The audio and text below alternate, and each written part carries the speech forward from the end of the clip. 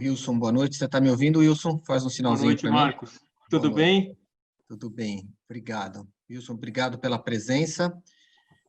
Nós já vamos iniciar, os convidados participantes já estão entrando. E primeiro eu queria agradecer o Wilson pela presença, por estar aqui conosco hoje à noite para falar um pouquinho sobre a questão aí do marketing, né? Como o marketing pensa algumas coisas e como algumas coisas, se pudessem ser melhor pensadas, evitariam muitas dores de cabeça. Tá? Queria agradecer também aos participantes, né, que estão aqui conosco, mais um webinar da FIA, e já nós vamos começar. Eu queria só fazer um preâmbulo, né, sobre essa questão das relações entre jurídico e marketing, né, o que acontece, né, quer dizer, a gente ouve muita piada na área de marketing, né, de que quer fazer com que o projeto não aconteça, chama o jurídico para o comitê, obedece todas as recomendações do jurídico, etc., né? Mas o fato é que, né, quando nós não envolvemos o jurídico desde o início num processo qualquer de comunicação ou de gestão de marketing, né, a tendência é que no mundo cada vez mais regulado, cada vez mais complicado do ponto de vista de normas, cada vez mais competitivo, né, que essa pressa traga muitas dores de cabeça lá na frente, e como a gente sabe, né, os processos não são lentos, a pressa pode virar morosidade lá na frente. Tá? O tema é amplo, né? O Wilson, ele é nosso professor, ele é professor no MBA de Marketing e Branding, ele dá aula para o pessoal de Marketing e Branding, e é uma aula muito agradável, né? Apesar dele ser advogado, né, Wilson? Desculpa aqui a primeira na canela, né? Mas é uma aula muito agradável. E quando a gente fala das relações entre marketing e o mundo jurídico, eu separei aqui alguns campos nos quais os problemas podem ocorrer, né? Fora as questões regulatórias de cada categoria, né? Medicamentos, tem algumas questões regulatórias bastante rígidas, cigarros, alimentos, essas diferenças, né? São problemas que podem acontecer em qualquer uma das categorias. Há 4 grandes campos, né? Nos quais uma intersecção bem feita entre marketing e jurídico pode evitar problemas. Comunicação, né? Propaganda, comunicação de modo geral, embalagem, né? As relações de consumo, né, como elas são estabelecidas para evitar dor de cabeça, não prometer aquilo que não vamos entregar, e a questão de name e propriedade intelectual, né, escolha de nome de marcas, propriedade intelectual e assim por diante. Como o nosso webinar, entre apresentação e perguntas, dura em torno de 1 hora, nós vamos conseguir abordar os 4 temas. Então, aquele que o Wilson vai conversar um pouquinho conosco hoje, é a parte de naming e propriedade intelectual relacionada com esse aspecto, porque é um aspecto fundamental, né? Errou no nome, se atrapalhou ali, a coisa vai ficar bem complicada lá na frente, assim como acontece conosco na vida, né, de cada um de nós enquanto pessoas físicas, né? Nome errado é bem mais difícil do que, por exemplo, trocar de roupa. Então, quando você erra na embalagem, você troca a embalagem. Quando você erra o nome, é bem mais complicado de resolver isso, bem mais custoso, e às vezes não é resolvível, né? Você tem que carregar aquele problema ou lastro, né, por toda a vida da sua marca, do seu produto ou serviço. Tá? Então é isso, eu vou só compartilhar as primeiras telas aqui para apresentar um pouquinho melhor o Wilson e o conteúdo, e já eu passo a apresentação para ele. Então, o nosso tema é esse, né? Sonhos de marketing que viram um pesadelo no jurídico. Como eu disse, o foco vai ser na questão de naming hoje, tá? E aí, tá? Eu sou o Marcos Machado, eu vou estar aqui moderando, basicamente, meu papel aqui vai ser fazer alguns comentários finais, tentar amarrar em alguma coisa que possa ser útil para os profissionais de marketing e selecionar as perguntas. Então, eu queria enfatizar para os participantes, né, os microfones estão fechados, mas vocês podem fazer as perguntas, né, lá embaixo tem um campo que é Q&A, Q&A, né? São onde estão as questões, vocês vão, à medida que tiverem dúvidas, comentários, fazendo as questões ali, eu vou selecionando, tentando agrupá-las mais ou menos de acordo por similaridade e por assunto, e ao final, aquelas mais comuns, as mais interessantes, que são as dúvidas da maior parte dos participantes, eu passo para o Wilson para ele tentar responder. Tá? Eu também sou coordenador do MBA de Marketing Branding, que é um dos MBAs aqui da FIA, tá? No qual o Wilson é professor, conforme eu já mencionei. Tá? Vou falar um pouquinho do Wilson, né, que é o nosso convidado de hoje. O Wilson ele é mestre em Direito Comercial, né, pela Faculdade de Direito da USP. Né? Ele é diplomado pelo Franklin Pierce Law Center em Direito de Marcas norte-americano e Direito Internacional do Autor. Ele é agente da propriedade intelectual, credenciado pelo INPI, que é o Instituto Nacional da Propriedade Industrial, que é onde fazemos registro de nomes, patentes aqui no Brasil. Ele é sócio no Sallusti Marangoni Parente Jabbour Advogados, que é um escritório que tem uma atuação bastante relevante na área de direito marcário, proteção intelectual. Ele é professor no curso de especialização em propriedade intelectual do programa GVLO, da Fundação Getúlio Vargas, e ele é árbitro e mediador em várias organizações e entidades ligadas às disputas de propriedade intelectual e assim por diante. Eu vou destacar dois aqui, que é a Organização Mundial de Propriedade Intelectual e também a solução de disputas da Associação Brasileira da Propriedade Intelectual. E na ABPI, ele também é diretor adjunto da Câmara de Nomes de Domínio da Associação Brasileira de Propriedade Intelectual. Portanto, ele é um profissional, é um advogado bastante experiente na área de propriedade intelectual e direito marcário e naming, e tem também como habilidade e talento uma facilidade de transitar muito bem com os profissionais de marketing. Portanto, ele é a pessoa mais indicada para conversar conosco hoje sobre esse tema. Então é isso. Eu vou parar de compartilhar, Wilson, para que você possa compartilhar a sua versão da apresentação, e aí você fica com mais controle aí do time de mudança de slides. Tá? Bom, antes de mais nada... Vou só tirar do vídeo, só reforçar. Não esqueçam de fazer as perguntas lá embaixo no Q&A. Obrigado, Wilson. Imagina. Marcos, eu que tenho que agradecer pela oportunidade em estar aqui falando nesse público tão selecionado da FIA e um público que é muito mais ouvinte do que os alunos de direito normalmente, porque, embora tenha essa percepção de que você não quer que o negócio funcione, chame o pessoal do jurídico, né? Quando o pessoal do marketing ouve, e aí é feita uma ponte, uma construção de um diálogo, o negócio funciona muito bem, né? E essa é um pouco a experiência que a gente tem e que eu queria trazer aqui, um pouco assim do que fazer e do que não fazer, né? Eu vou só aqui, um minutinho só, por a apresentação. Ele está só naquele formato que aparece... Agora sim, perfeito. Isso. Então, só ver se... Opa, desculpa que falhou aqui um pouco. Ó. Acho que o primeiro ponto, né, que a gente queria conversar aqui, né, é uma coisa que eu sempre ouço do pessoal de marketing, né? Poxa, eu quero que a minha marca seja gravada na memória do consumidor. Eu quero que ela seja de fácil percepção, de fácil associação, né? Então a gente começa com essa vontade, né? Porque claro, fica muito mais curto o caminho entre o produto e o consumidor, se aquela for uma marca que tem essa capacidade realmente de ser facilmente gravada. Só que o que a gente percebe, né? E essa é uma das características dos chamados sinais distintivos, né, que são as marcas. Para que eu possa ter uma marca, ela tem que ter um requisito essencial. Ela tem que ter a capacidade de se diferenciar, de se destacar, né? Então, a gente só pode ter como marca algo que seja realmente distintivo. E é por isso que aqui eu trago essa imagem aqui de uma maçã, dentre outras, que se destaca, nesse caso aqui pela diferença de cor. Mas no mercado, né, em relação aos produtos concorrentes, os serviços concorrentes, o que o marqueteiro precisa ter? Eu sei que o Marcos não gosta muito desse apelido que o pessoal do jurídico dá, mas, enfim, o que o pessoal de marketing precisa ter? Muito clara a noção de que para eu ter uma marca forte, eu realmente tenho que buscar um sinal que a gente chama fantasioso, um sinal que não tenha tanta relação com aquele produto, com aquele serviço. Por quê? Porque quanto mais forte, quanto mais diferente ele for, mais fácil vai ser de proteger, mais fácil vai ser de identificar aquele produto e de separar um produto do produto concorrente, né? E aí a gente até fala, e aqui eu vou trazer,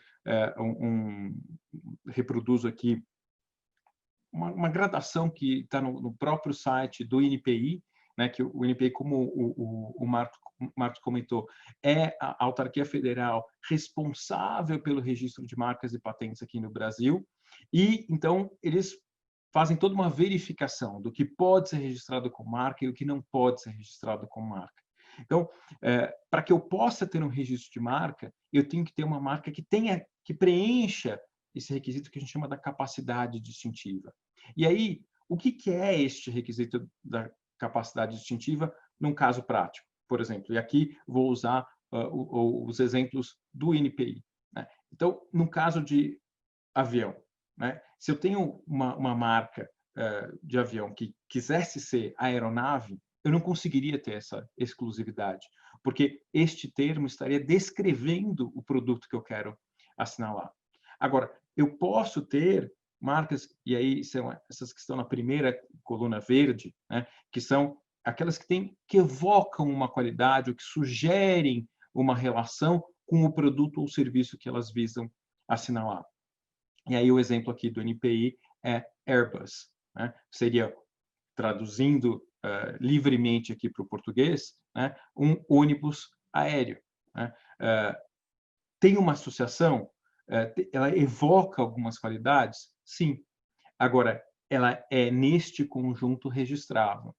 Só que o que acontece? Eu não vou poder impedir nenhum concorrente meu de usar air em relação ao aéreo, né? Então, são marcas que podem se tornar fortes ou podem se tornar relevantes, mas que o domínio de exclusividade, o território de exclusividade vai ser muito menor do que, por exemplo, Elbit, né? Que é uma marca totalmente fantasiosa.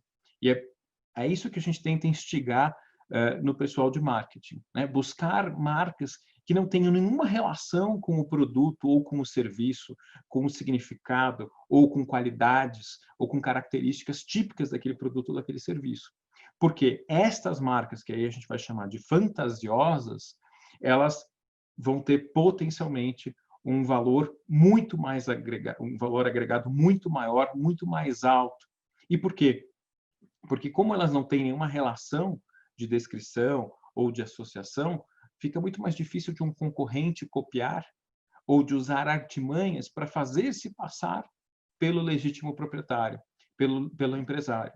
Então, veja, quando o pessoal de marketing se esforça nessa criação de algo que não existia, de algo inovador, potencialmente vai existir muito mais direito para aquela marca.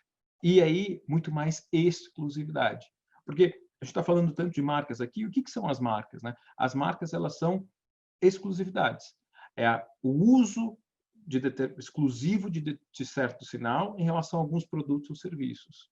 Então, e aqui vou só fazer uma pausa, só para também tirar um erro de percepção que às vezes a gente percebe, né? A empresa ou o empresário ou a pessoa chega e fala, não, estão usando a minha marca indevidamente. E qual que é a sua marca? Minha marca é a marca Veja, e eu tenho ela registrada para revista, né?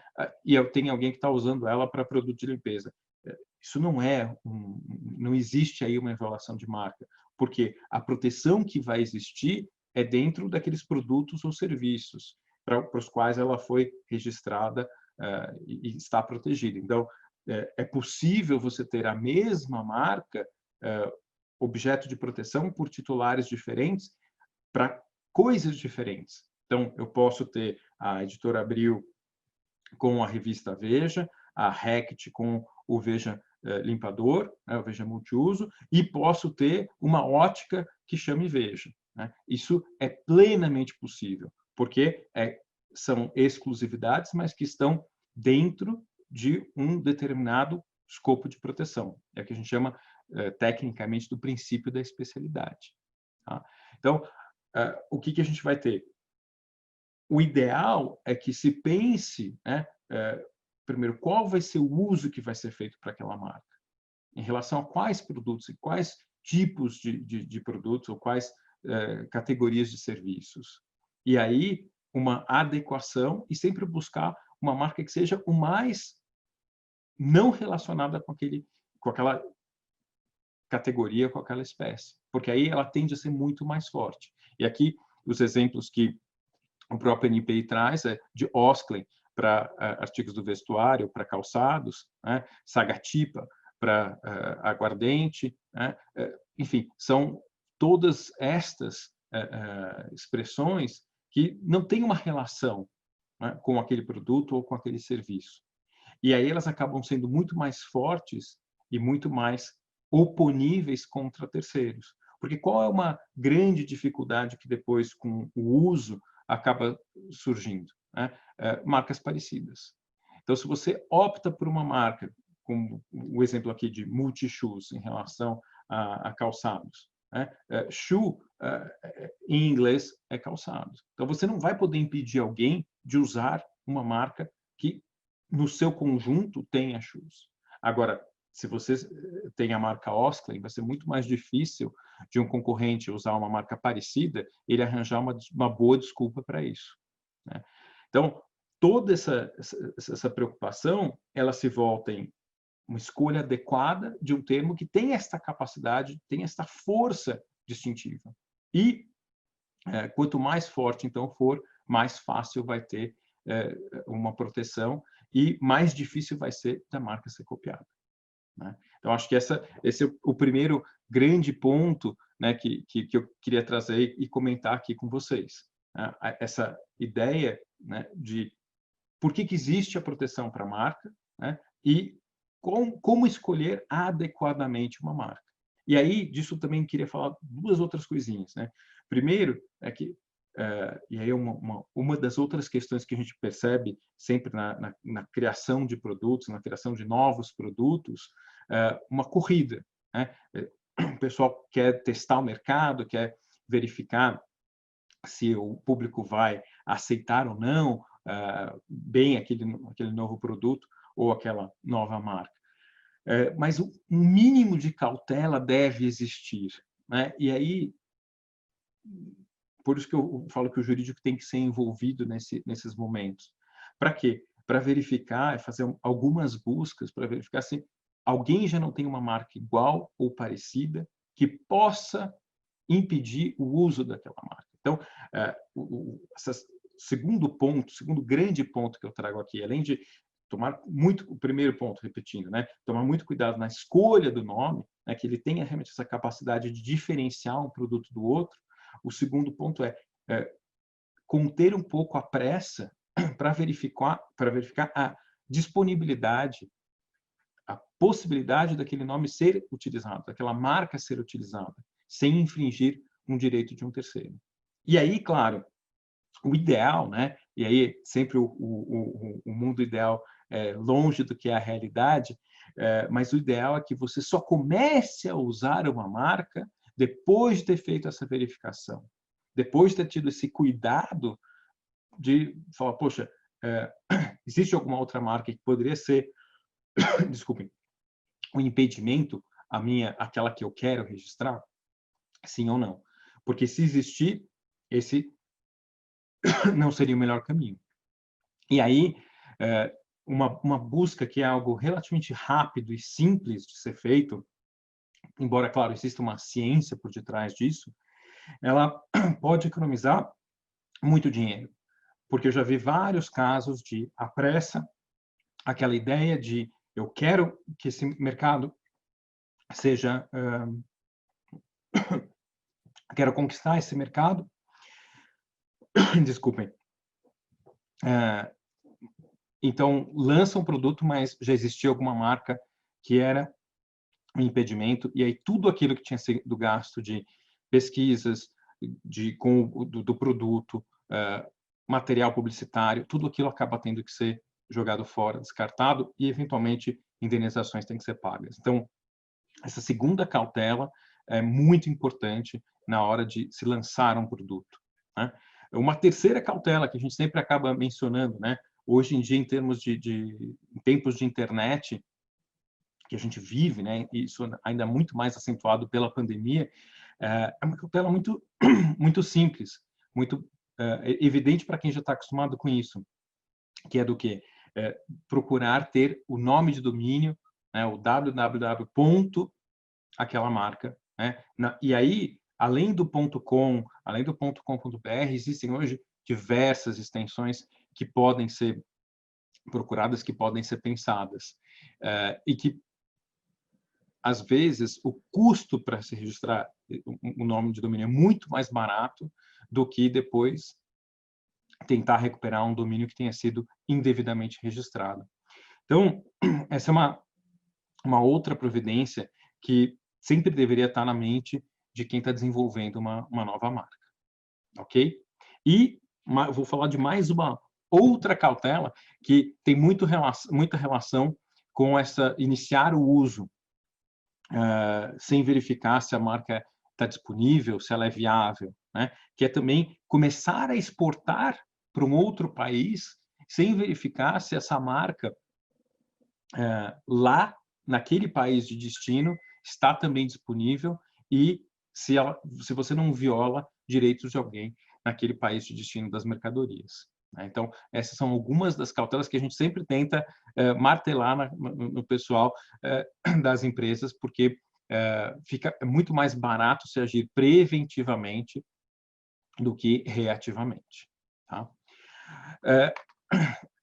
O segundo grande ponto que eu queria tratar aqui com vocês é o que eu falo que é um outro sonho do pessoal de marketing, né? Fala, nossa, a minha marca ficou tão famosa, ganhou tanto mercado que ela se tornou sinônimo de produto, né? Sinônimo do produto.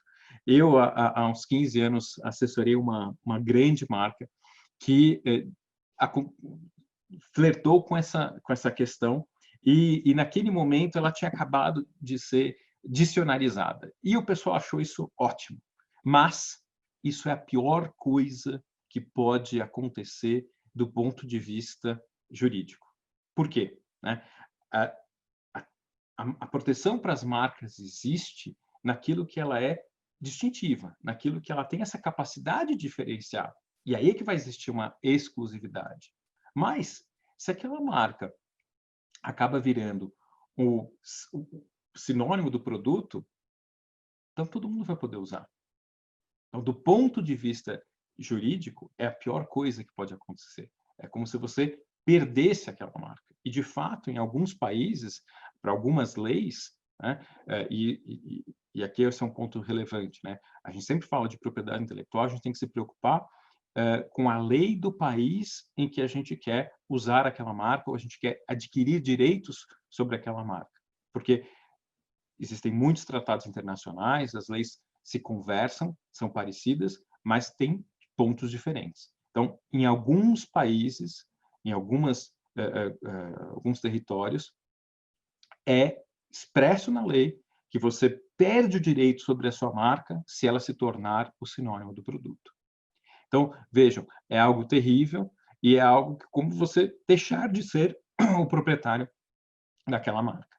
Então, é o que eu sempre brinco, né? Aquilo que é um sonho para o pessoal de marketing acaba se tornando um pesadelo para o pessoal do jurídico. Porque o que deveria acontecer é uma postura totalmente oposta a essa, de que eu quero que a minha marca seja o sinônimo do produto. É o contrário, eu tenho que sempre querer que a minha marca seja reconhecida, mas como a minha marca, não como sinônimo do produto.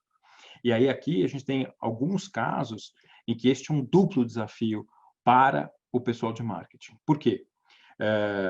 Alguns novos produtos que inauguram categorias que são fruto de uma patente, de uma tecnologia exclusiva, quando eles vão ser lançados, a empresa teria aí um duplo desafio. Como que eu vou nomear aquele produto que não existia antes e qual vai ser a minha marca? Então, aqui, ela deveria pensar muito bem para que, depois que o período de exclusividade que ela tem de uma patente, que são 20 anos normalmente, mas depois desses 20 anos, a patente acaba caindo em domínio público. E qualquer um pode fabricar aquele produto ou prestar ou adotar aquele processo.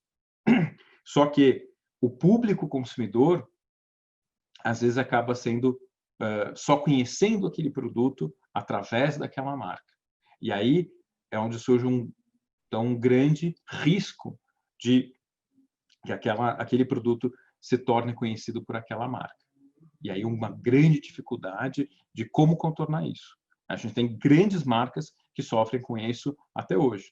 Eu vou usar aqui, por exemplo, Xerox como um exemplo. Uma série de patentes relativas ao processo de fotocopiar, né? E um problema e um investimento milionário em campanhas para falar, olha, não use o verbo xerocopiar, não use Xerox como sinônimo de fotocópia. Então, essas são algumas das cautelas que o titular deveria ter. E aqui eu trago mais alguns exemplos de marcas que flertam com esse risco de degeneração. E aí, esse é um fenômeno que a gente chama de degenerar, porque aquela expressão ela acaba deixando ou perdendo aquela capacidade de identificar aqueles produtos ou aqueles serviços e passa a ser reconhecida pelo público consumidor como a categoria. Então, cotonetes com hastes flexíveis, miojo para macarrão instantâneo, chicletes com goma de mascar, né? Maisena, Band-Aid, Post-it, Bombril, entre tantas outras, né? E aí eu gostaria aqui de mostrar um primeiro vídeo do que eu entendo que não deveria ser feito, né? Esse é uma das questões delicadas, mas eu tinha só aqui que eu vou trazer o link correto. O que o pessoal, e aí é o que a gente sempre fala das cautelas, né? E o que não fazer. Esta campanha, ao meu ver, né, do ponto de vista jurídico, é algo que não deveria ser feito, tá? Vamos um minutinho só.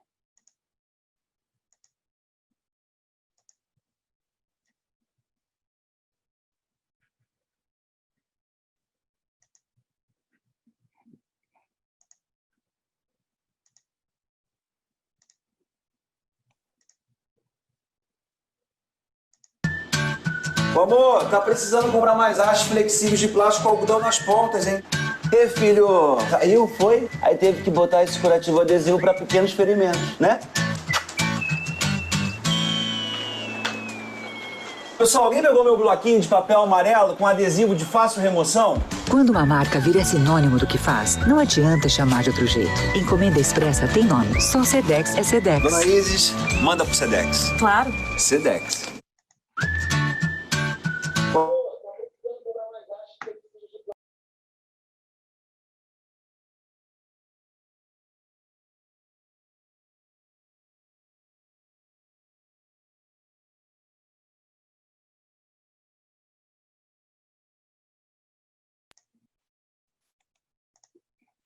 Desculpe aqui, a conexão aqui caiu um pouquinho.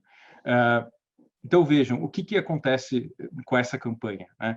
Ela se baseia em todos, ou em alguns casos, em que marcas importantes acabam flertando com esse risco de terem se tornado sinônimos do produto. E o que seria um aspecto positivo é terrível, porque seria a mesma coisa que aceitar que, por exemplo, um outro serviço de correio expresso, né, por exemplo, FedEx, falasse, olha, faça aqui o seu Sedex da FedEx por um outro preço. Então, isso é o que o titular jamais deveria aceitar como ou endossar, né? Esse é um dos pontos que a gente fala. Então, assim, o que fazer, né? É justamente isso, não aceitar a utilização da marca como sinônimo do produto, né? Um minutinho só aqui. Perdi aqui o ponto.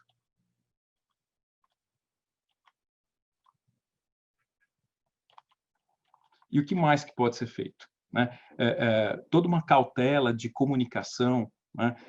E toda uma preocupação dentro da empresa, dentro de como a marca deve ser apresentada ao consumidor, aos distribuidores, no ponto de venda, nas comunicações internas, externas, né? Ela sempre deve ter o cuidado de ser um adjetivo, nunca um substantivo. Porque aí você indica o que é o gênero, qual que é o termo que identifica o gênero daquele produto e o que é a marca, que vai qualificar aquela espécie. Então, essa deveria ser a primeira preocupação. A segunda, nunca usar a marca no plural, porque aí você identifica que o que eu quero são 10 lâminas de barbear Gillette, não 10 Gillettes, por exemplo. Uma outra questão, não aceitar que aquela marca se torne um verbo. Eu me lembro já há alguns anos, o Google notificou a revista Veja que tinha feito uma reportagem e falava, agora as pessoas estão falando em Gugar. E eles, sabiamente, corretamente, ao meu ver, notificaram, falaram, a nossa marca é Google. Fazer pesquisas na internet é uma outra questão. E aí, claro, sempre utilizar aquele símbolozinho, aquela ressalva de direitos que é o R de registrado. E aí, combater todo e qualquer uso impróprio da marca. Então, se aquela marca chegou a ser dicionarizada, tem que ser enviada uma notificação ao dicionário para falar, atenção, esta é uma marca, isso não é o sinônimo do produto. E muitos dos dicionários hoje já estão acostumados a, no mínimo, fazer a ressalva de que é marca registrada. Então, existem aí cautelas que devem ser tomadas se o titular não quer correr o risco de perder aquele direito. E aí, uma marca que eu acho que fez isso muito, muito bem e que procurou aí, vem procurando resgatar a exclusividade e de uma forma inteligente, investindo em campanhas, investindo aí realmente no significado da marca enquanto marca e não enquanto categoria de produtos, é a Jeep. E aqui eu vou passar uma outra campanha que eles fizeram há alguns anos e que me parece assim perfeita. Vamos ver. Tenha orgulho do seu nome. Ele define você. É a sua identidade. Sua marca no mundo. O seu nome carrega uma história que é só sua.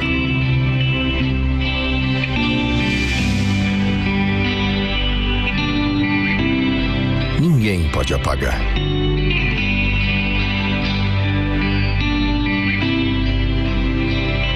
Nem hoje, nem amanhã, nem nunca. Porque só existe um de você. Só existe um de nós. E é isso que importa no final. Que a sua história seja única.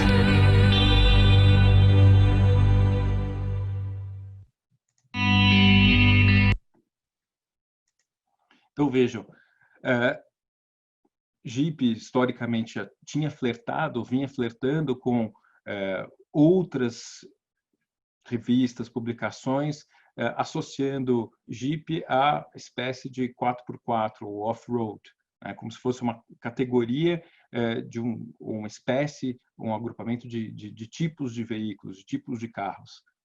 Mas eles conseguiram aí, e vêm conseguindo, combater os usos impróprios e deixar claro que, olha, a marca é Jeep. Ainda que existam aí os chamados jeepeiros, exista um Jeep Clube do Brasil, quem só pode usar Jeep, aqueles veículos com a marca Jeep. Então, e tanto assim, as campanhas deram certo, todas as iniciativas deles deram certo, que o NPI reconheceu uma proteção especial, que é a chamada marca de alto renome para Jeep. Ainda que possam existir alguns usos aí paralelos, né? Jeep demonstrou, com pesquisas de opinião pública, que o público reconhece como marca. Então, é algo aí muito importante de ser feito e que pode aí resgatar o valor, né, e a exclusividade de uma grande marca como essa, por exemplo. Né? Então, acho que esses são alguns dos comentários que eu queria fazer com vocês sobre os principais desejos do pessoal de marketing, mas que acabam encontrando aí alguns óbices na prática no mundo jurídico. Então, uma marca de fácil memorização nem sempre é a ideal ou aquela que vai assegurar mais direitos, mais exclusividade, que vai ser mais facilmente identificada pelos consumidores. E nunca, né, por favor, usem a marca como sinônimo dos produtos ou dos serviços, porque aí você acaba dando um tiro no pé. É algo que eu sei que é difícil para o pessoal de marketing aceitar, mas é uma realidade e pode pôr tudo a perder, né, com um grande custo aí para a empresa. Legal, obrigado, Wilson. Queria passar para algumas perguntas e eu quero fazer alguns comentários aqui antes de passar para algumas perguntas que eu selecionei. Sempre lembrando, né, pessoal, que o negócio é um todo que tem vários aspectos, né, várias, né, facetas, né. O Wilson está apresentando uma delas, né, que é a questão de proteção de marca, de nome, mas a gente tem que ponderar na tomada de decisão todos os aspectos, né? Quer dizer, então a gente tem que levar em conta, tem um lado bom, mas, né, às vezes a gente em marketing não necessariamente está olhando o risco, né? Aí ponderar, há riscos que valem a pena ser corridos, mas até para corrê-los, a gente tem que trabalhar em conjunto, em parceria com o pessoal do jurídico, né? Sempre deixar claro isso, né?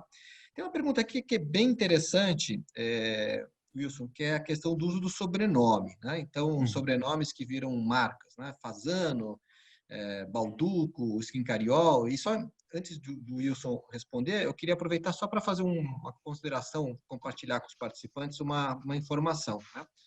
A palavra brand em inglês, que é marca, né, em português, no passado, brand era o ato em inglês de você marcar o gado. Marcar o gado como? Né? Você marcava o gado com o sobrenome do proprietário. Então, pensa aí 500, 600 anos atrás, né, quando o Smith criava seu gado lá no norte da Escócia, não tinha cerca, não tinha mão de obra, não tinha cocheira, a população era pequena, ele, né, queimava lá o seu nominho, né, o Smith, o Jaburo, o Machado na sua vaca ficava solta ali pelo pasto, pela pradaria, e qualquer hora você procurava o seu gado com o seu nome. Com a Revolução Industrial, quase como uma decorrência natural desse processo, muitas das primeiras marcas se tornaram nomes, né? O Ford meteu Ford no seu nome, no seu carro, é o meu carro, é o carro do Ford. Tinha a vaca do Ford, o Ford fez o seu carro. Balduco colocou Balduco no seu panetone, Skincariol na sua cerveja e assim por diante. Então, é só deixar claro de onde vem esse processo, muito antes, talvez, a gente está tão preocupado com proteção, posicionamento, significado. Agora, né, já que estamos em 2020, como é que fica isso hoje, né, Wilson? Agora a bola está com você, Wilson, para responder a pergunta. Vamos lá. De fato, né, é muito comum você ter marcas importantes, boas marcas conhecidas, que têm como base o nome de família, o sobrenome, né? A questão aí que vai surgir, ou algumas questões que vão surgir, são quando surgem as brigas de família e aquele negócio acaba precisando ser dividido. E é fato, né? O ser humano é um bichinho complicado. E aí você tem um grande princípio nosso, né, que é a liberdade de concorrência. Então, eu preciso aceitar que, se, por exemplo, eram dois irmãos, né, eles brigaram, se desentenderam. Eu não posso impedir um deles de deixar de desempenhar as atividades que é o ganha-pão dele, é o sustento dele. Mas como é que faz, então, com a parte da marca, né? Normalmente, né, o que as decisões, os tribunais têm aceito olha, pode ter a marca quem primeiro registrou, né? Então, e aí vou usar aqui, você falou do Balduco, pode ser Fasano, enfim, você vai ter ali aquela marca registrada para o primeiro. Agora, eu não posso impedir que o segundo que seja o seu nome, por exemplo, eu vou usar aqui o Rogério Fazano, né? Que se ele se indispor, ele vendeu a marca para a JHSF, mas ele agora, e se ele não tiver um acordo de não concorrência, né? Porque direito sempre tem aquelas pegadinhas, né? Mas o empresário ele pode fazer isso, ele pode se comprometer a não usar o nome dele por um determinado período de tempo, porque se ele tiver uma contraprestação, se ele tiver um pagamento por isso. Mas imaginando que não tenha havido, então ele não teria como ser impedido de continuar a usar o nome dele, só que o que ele vai precisar é usar o nome dele por completo, para poder se diferenciar daquela primeira marca. Então, você teria, teoricamente, o Fazano e o Rogério Fazano para separar o que é um e o que é o outro, né? É possível.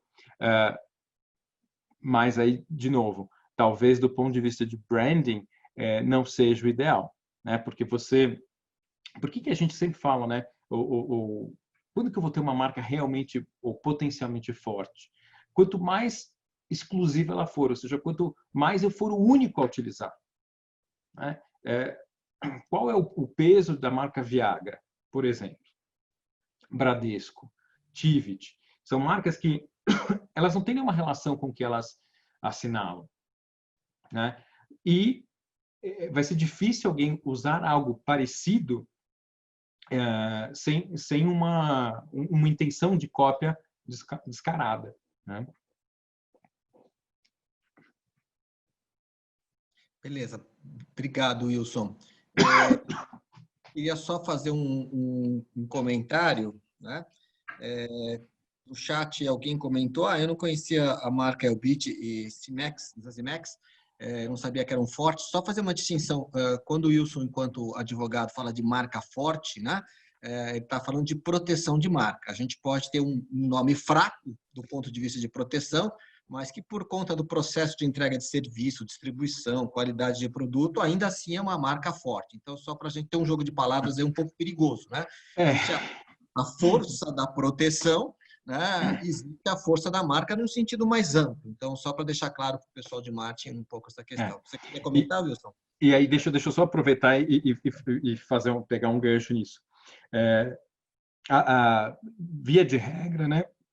Desculpem, uma marca que seja profundamente descritiva, ela não poderia ser registrada como marca, né? Mas, como em muita coisa, como quase tudo no direito, tem exceções, né? Então, e esse é um fenômeno que a gente chama do secondary meaning, que é quando aquele símbolo, aquele sinal, pela forma como ele é utilizado, pelo tempo com que ele é utilizado, pelos gastos em publicidade, ele passa a ser percebido como marca, né? Então, ele adquire um significado secundário. Então, por exemplo, Banco do Brasil, né? Eu tenho alguns bancos brasileiros, mas quando eu falo Banco do Brasil, a gente está tão acostumado com o BB, né? O 001. Mas, sob um certo ponto de vista, né? Vários são os bancos do Brasil, ou brasileiros, né? Então, por exemplo, outro exemplo, Casa do Pão de Queijo, né? Eu posso ter várias casas que vendam pão de queijo, né? Mas, especialmente na região sul-sudeste, a gente tem uma rede de franquia muito forte que vende café, pão de queijo e tudo mais. Agora, eu não vou poder impedir, né? E aí quais são os downsides, quais são os aspectos ruins dessas marcas que a gente chama de fracas do ponto de vista de força distintiva, né?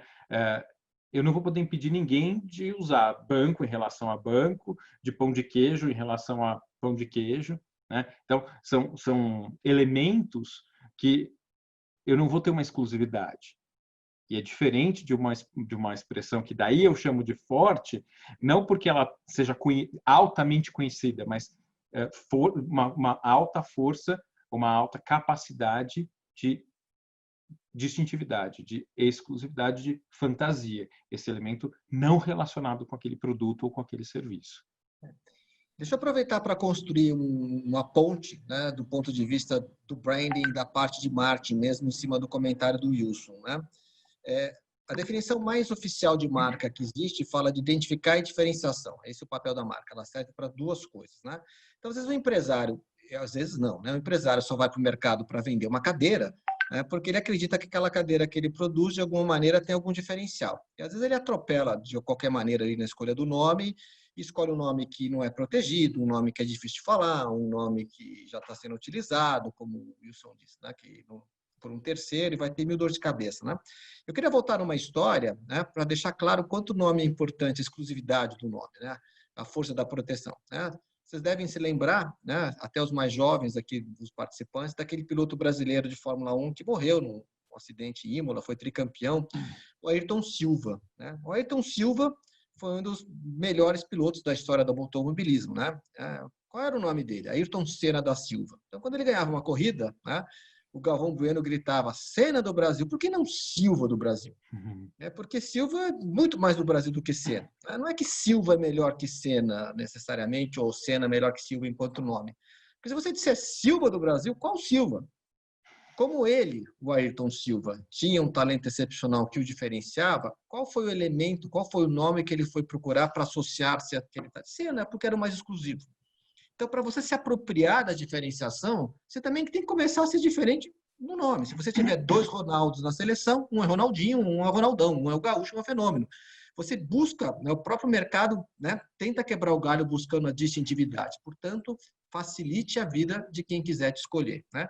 E só para fechar, você falou da Casa do Pão de Queijo, Wilson, né?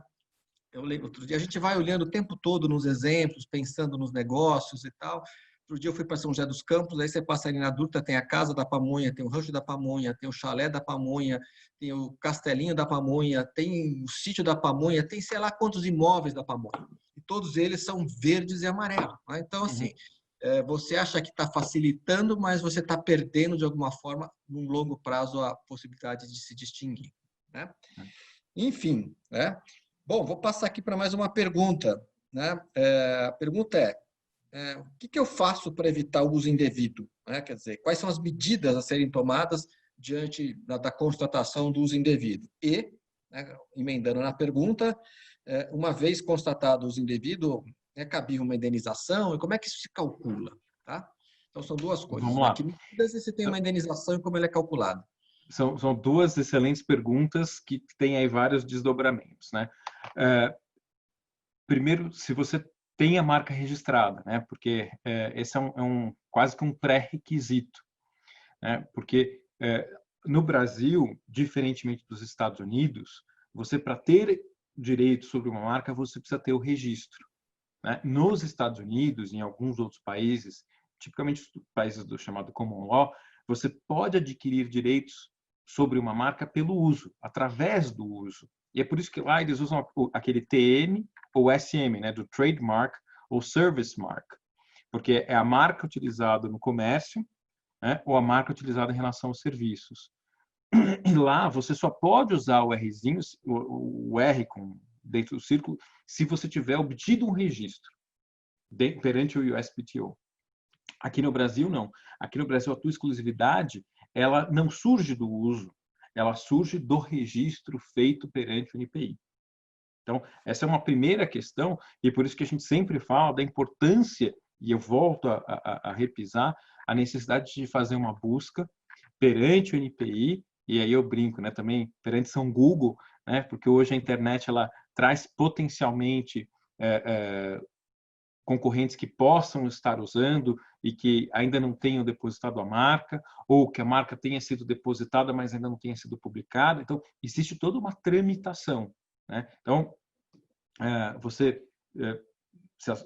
fez a busca, tá ok, não achou nada, você deposita, o NPI vai analisar, vai publicar, qualquer interessado pode apresentar uma oposição, o NPI vai analisar essa oposição se tiver existido, e aí ele vai decidir se te dá a marca ou se não, ou se indefere o seu pedido.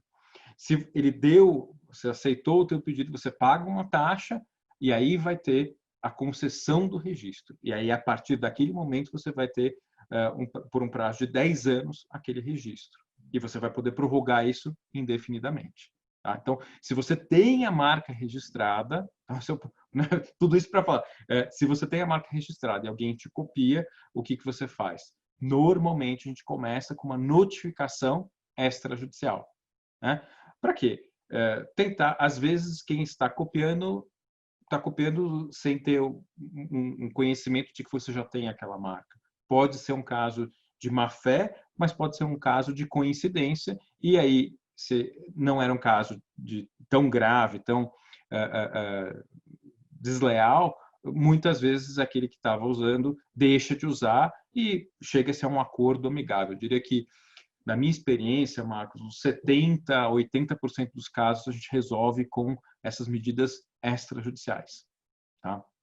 Agora, eu posso ter casos muito mais graves. Eu posso ter casos e aí de produtos que estão sendo falsificados, né? Que aí é o sujeito que...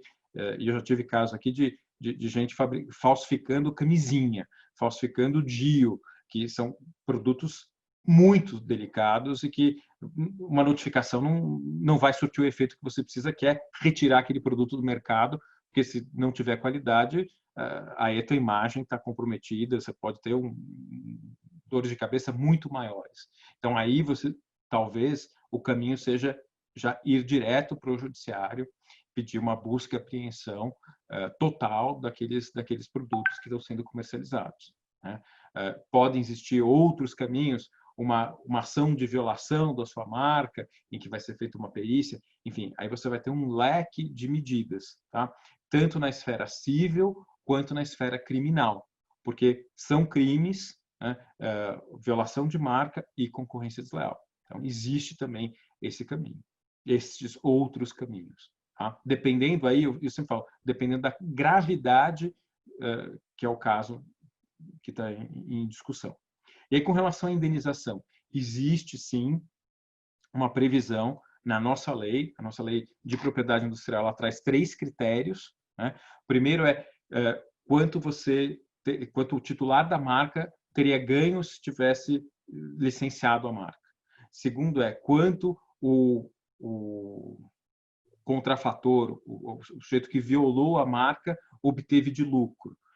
E o terceiro critério é quanto que o titular da marca teria ganho se não tivesse havido a violação, porque pode ser uma perda de mercado, né? Que às vezes o que ele perdeu de mercado é maior do que o outro teve de lucro e pode ser maior do que ele teria se ele tivesse ele teria recebido se ele tivesse licenciado.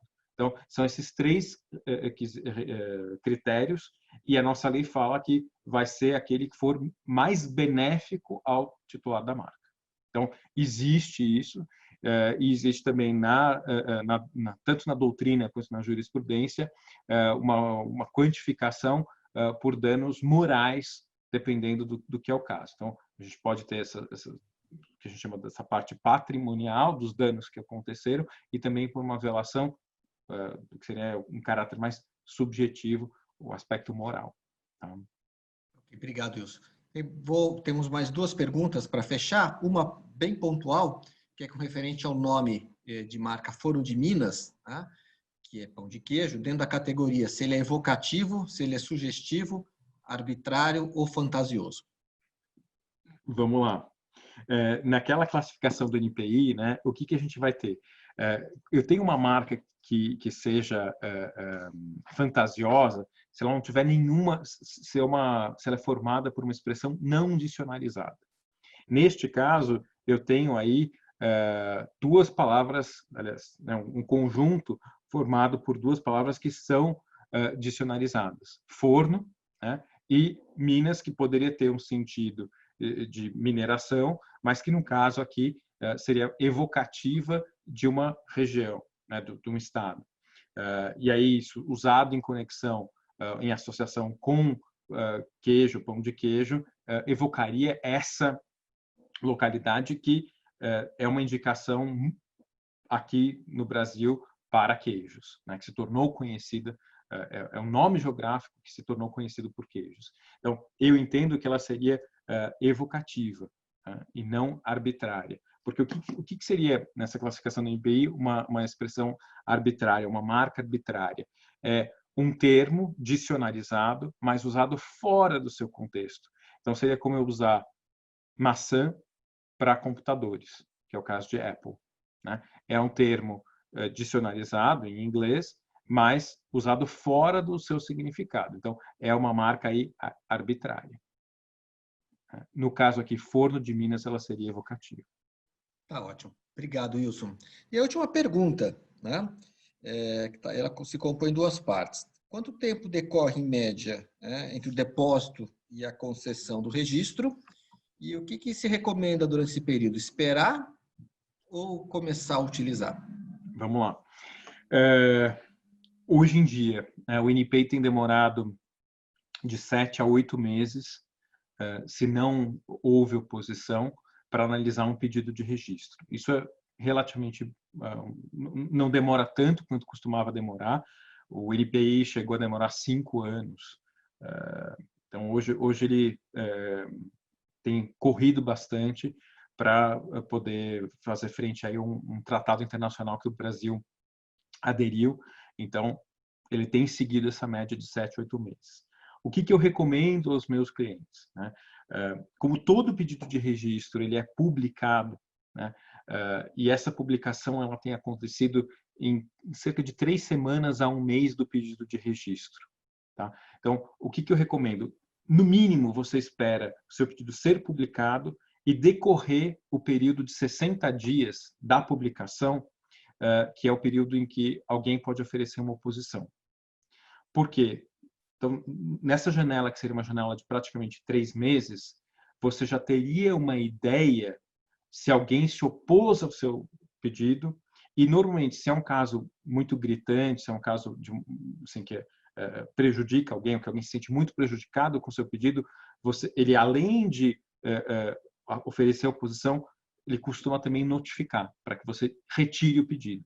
Então, eu diria que, assim, aguardar essa janela, né, da publicação e depois os 60 dias pós-publicação é muito prudente. E só iniciar após isto. Tá? Perfeito.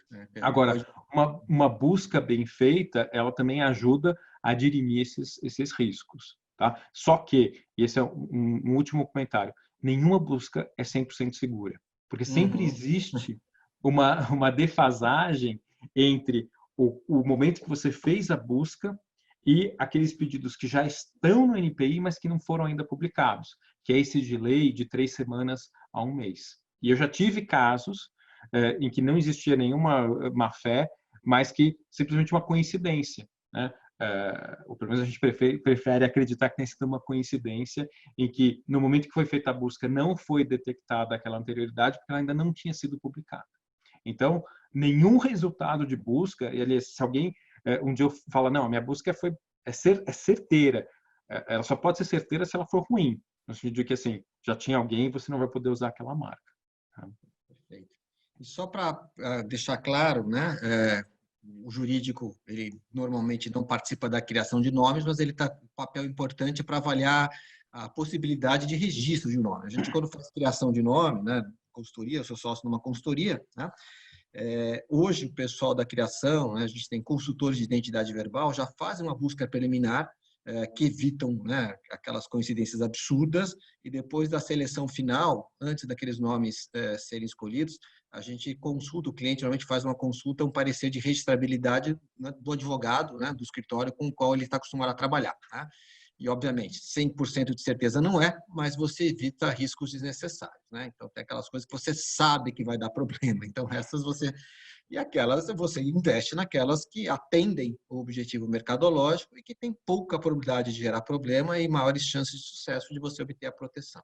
Né? Então, trabalhar junto é importante para o sucesso conjunto do negócio, né? Porque essa é a ideia. E também porque, né, Marcos, é muito mais barato você parar ali, né, embora fosse aquela marca sonhada, né, para voltar ao tema, né, mas é melhor parar ali do que você começar a usar e depois ter uma ação judicial, ter uma indenização gigantesca, né, fora os custos com o que foi a percepção do consumidor e a troca daquele produto. Né? A gente já teve casos com clientes, né, que se apaixonam pelo nome, e a gente pede para evitar se apaixonar pelo nome. Os nomes que são levados numa lista final, eles já passaram por uma análise prévia, mas ainda não é uma análise do advogado que vai fundo, né? E aí depois a gente fala, não se apaixona ainda, né? E daqueles 5 a 7 que vão para a análise final, tem uns 3 ou 4 que voltam gongados pelo advogado, né? Ou voltam com aquela recomendação, olha, talvez o registro misto seja possível, etc. e tal, né? Às vezes o cliente diz aquela, mas eu tinha gostado tanto, né? Que tristeza. Eu falei, pensa em quanto você vai economizar. Quanto tempo você... Olha que boa notícia, olha só quanto tempo a gente vai economizar, quanto dinheiro a gente vai economizar. Custou tão pouco esse parecer, porque não é de fato caro, né? Não. E um processo é tão caro, né? Um processo é tão desgastante, né? Você não fez, já fez a embalagem, já fez tudo, né? Eu brinco que, proporcionalmente, o que se cobra por uma busca de marca é a coisa mais injusta. É verdade. Porque é um trabalho que pode ser um divisor de águas terrível, né? Essencial para o sucesso daquele projeto, e se cobra ali uma mixaria. Mas, enfim... É uma informação pela qual, de muita relevância, quase como pega essa estrada que não tem o precipício e pega aquela outra ali, né? E você cair no precipício vai ser bem caro. E, de fato, o parecer não custa caro. Mas, enfim, né? Um bom escritório pode dar um parecer de qualidade, um investimento relativamente pequeno em relação ao valor que tem, e se lá na frente alguma coisa, né, não funcionar, você já está trabalhando com alguém que conhece um pouco o teu negócio e assim por diante. Mas você tem razão, né? Quer dizer, é muito pouco para o tamanho do valor que tem uma informação correta de um parecer jurídico, né? Muito bem. Eu queria agradecer mais uma vez o Wilson, né, por conversar um pouquinho conosco. Eu vou compartilhar. Obrigado, Wilson, foi legal como sempre. Eu queria compartilhar uma tela final aqui para a gente. Deixa eu só ver se eu encontro ela aqui. E, basicamente, né, deixa eu caminhar aqui um pouquinho para o final. Opa,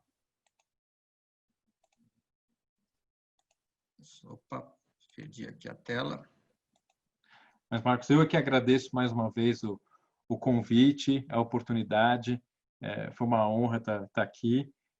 Fico aí à disposição para qualquer dúvida que surja, alguma pergunta que não tenha sido respondida aí.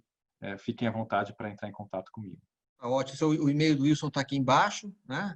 wjabur@smabr.com.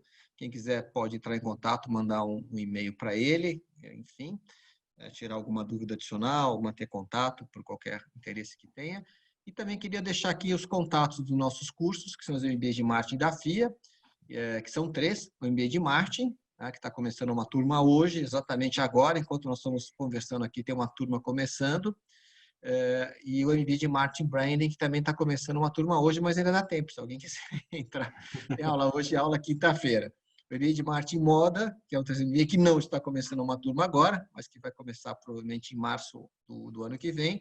Então, os nossos contatos, contato da Joana, o telefone dela, o MBA do curso, para quem quiser manter contato, quiser pedir uma minuta do curso, o programa e assim por diante. Beleza?